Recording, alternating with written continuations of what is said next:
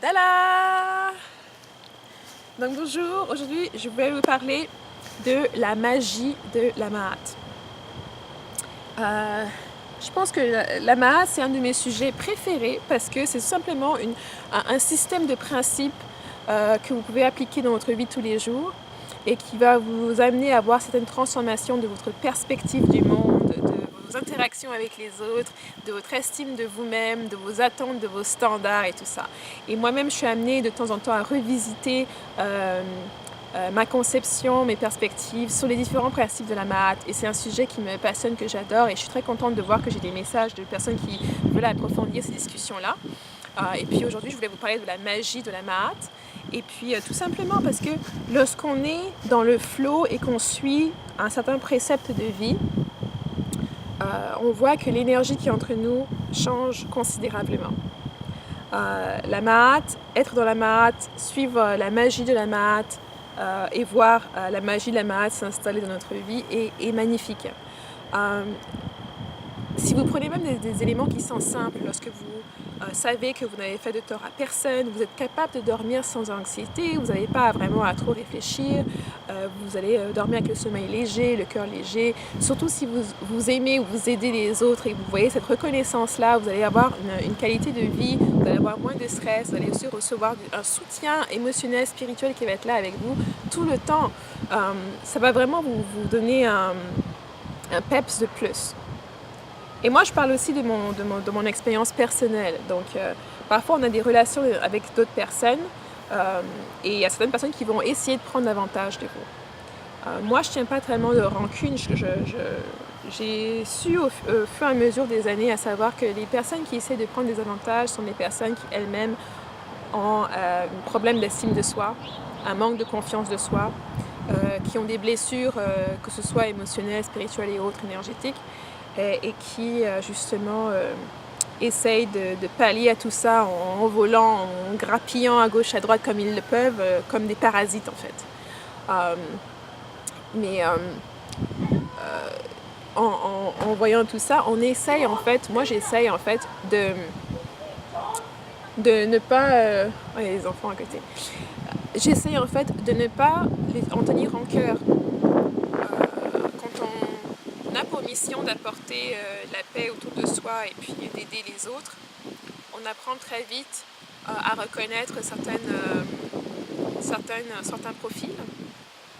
Et c'est sûr que c'est pas toujours facile, il y a des expériences qui sont plus difficiles que d'autres, mais essentiellement ça nous amène aussi à avoir un regard différent sur l'autre et aussi à comprendre, parce que quand on est dans un mode où on cherche toujours à couper les coins, à tirer plus, à savoir qu'est-ce qu'on peut tirer de quelqu'un d'autre, quelle affaire on peut avoir gratuitement, comment est-ce qu'on peut manipuler des gens ici à gauche et à droite, ça demande énormément d'énergie. Donc il y a beaucoup de personnes qui sont là dans ce mode-là, qui dépensent énormément d'énergie et qui sont continuellement fatiguées et qui vont être continuellement frustrées pour ces raisons-là. Et bien sûr, parce qu'on est hors de la Mahat, on est hors de une balance. Donc la Mahat, c'est la notion de balance. Il doit toujours y avoir un équilibre entre ce que l'on veut et ce que l'on offre au monde. Ce qu'on prend du monde et ce qu'on lui donne en retour. Et à chaque fois qu'il y a un déséquilibre, vous allez ressentir ces frustrations et vous allez ressentir de façon intense, et vous allez ressentir dans différents aspects de votre vie, vous allez avoir des expériences de plus en plus négatives, vous allez avoir un manque de satisfaction, etc. etc. Donc, lorsqu'on est dans ce moment de balance, on va voir que les opportunités viennent à nous.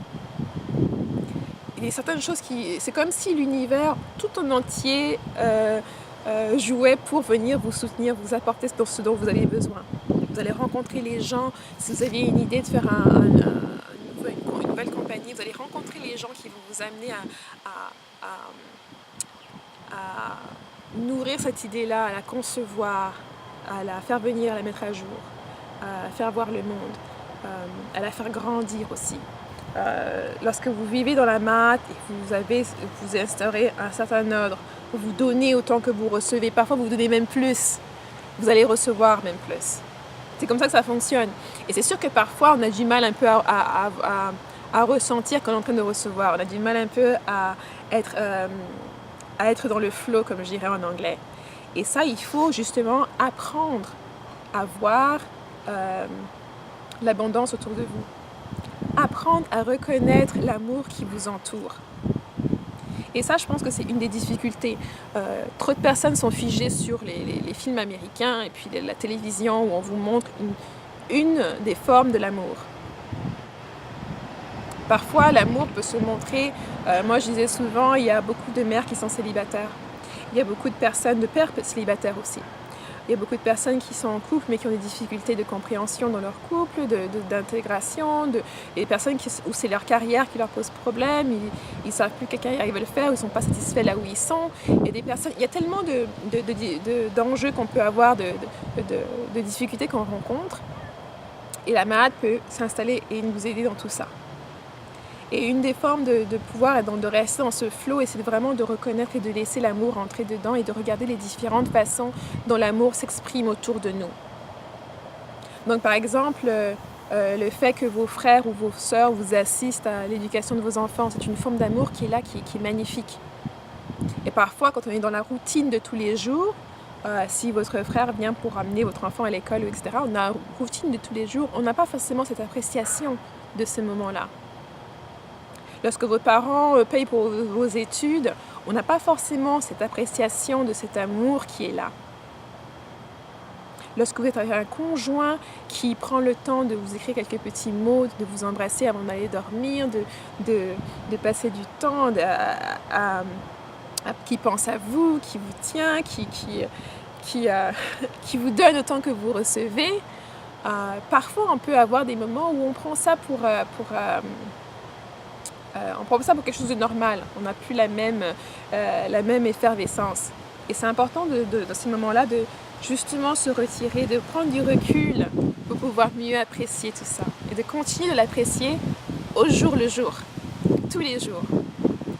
Moi, j'aime pas trop pousser les gens à être trop dans l'amour et la liberté et en danse, parce que parfois ça a tendance un peu à ignorer les choses qui sont plus sombres, dont on va parler aussi dans les mois qui viennent. Mais il faut prendre le temps de voir cette gratitude. Il faut prendre le temps de voir les différentes formes que l'amour peut venir dans votre vie et s'exprimer dans votre vie. C'est extrêmement important, et vous verrez que parfois, quand vous avez un jour où vous avez un peu moins d'énergie, si vous prenez le temps de juste repenser aux événements qui se sont passés, peut-être c'était simplement le bonjour de la caissière qui avait un sourire qui les émerveillait.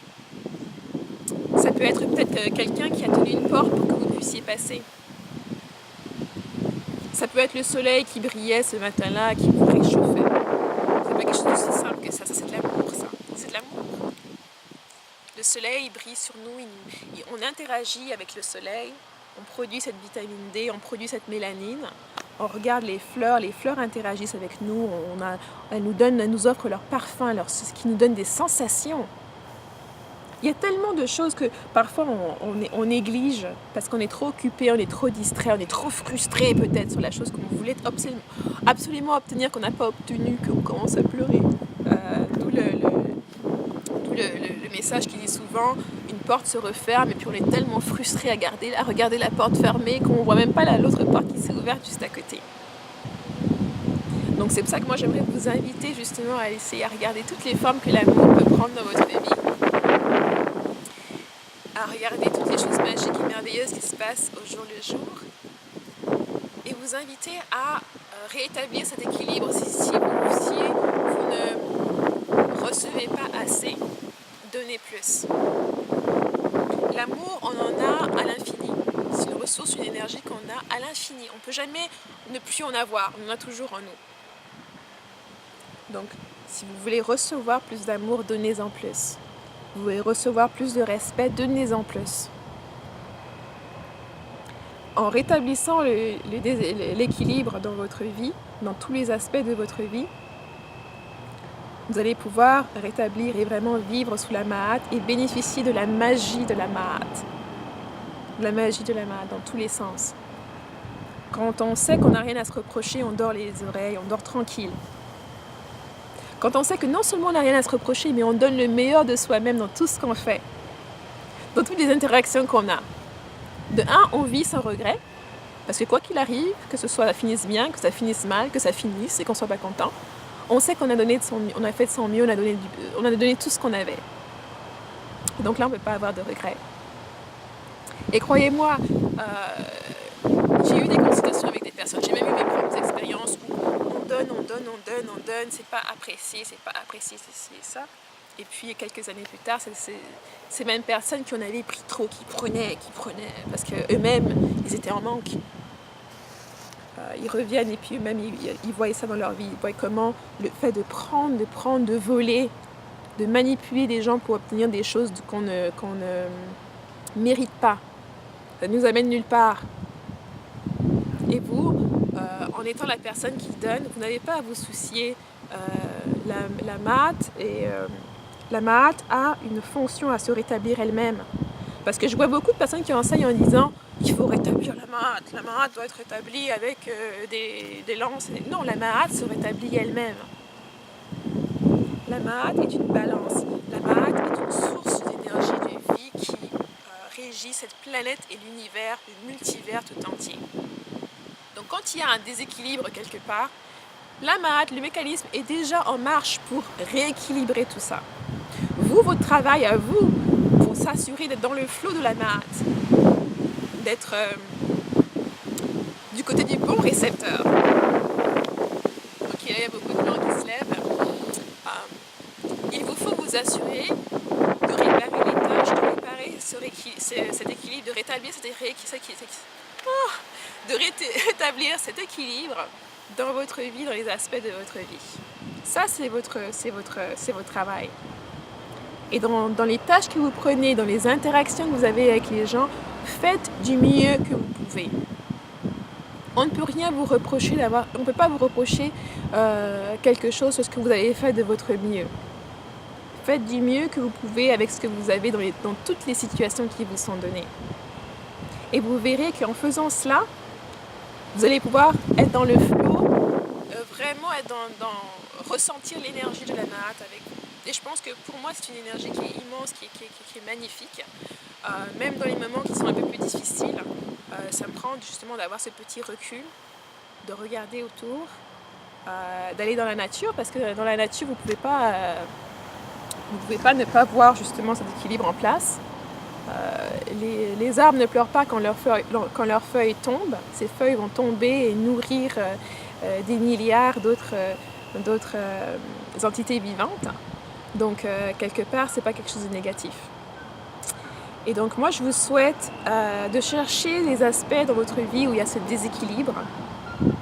Et puis, d'établir, parce qu'on sait tous ce qu'on doit faire.